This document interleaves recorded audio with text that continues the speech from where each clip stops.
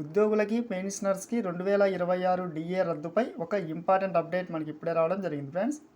So దానికి సంబంధించిన పూర్తి వివరాలు చూద్దాము. వీడియో స్కిప్ చేయదండి. మన ఛానల్ని ఫస్ట్ టైం చూస్తుంటే ఖచ్చితంగా ప్రతి ఒక్కరు సబ్స్క్రైబ్ చేసుకోండి. అలాగే మీకు వీడియో నచ్చితే తప్పకుండా లైక్ చేయండి. లైక్ చేయడం వల్ల ఇటువంటి ఇంపార్టెంట్ న్యూస్ మన ఎంప్లాయీస్కి అదేవిధంగా పెన్షనర్స్కి అందరికీ చేరుకుంటుంది. 2026 డిఏ అని చెప్పి మెయిన్ టైటిల్ చూస్తూ ఉన్నాం.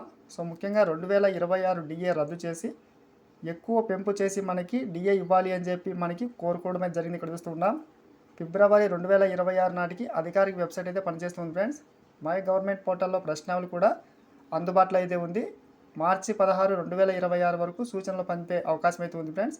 సో ఈ నేపథ్యంలో డిఏను 2026 రద్దు చేసి అదేవిధంగా కొత్త డిఏ ఇవ్వాలి అని చెప్పి మనకి ప్రతి ఒక్క ఉద్యోగి పెన్షనర్ కోరుకుంటున్నారు. ఇక్కడ చూస్తున్నాం. ఇప్పుడు జనవరి 2026 నుంచి అమలయ్యే కొత్త డిఏ కేవలం 2% మాత్రమే ఉంటుంది ఫ్రెండ్స్. గత 26 ఏళ్లలో అత్యల్పమైన డిఏ మనకి ఈ జనవరి డిఏ 2026కి సంబంధించి నిలవనుంది.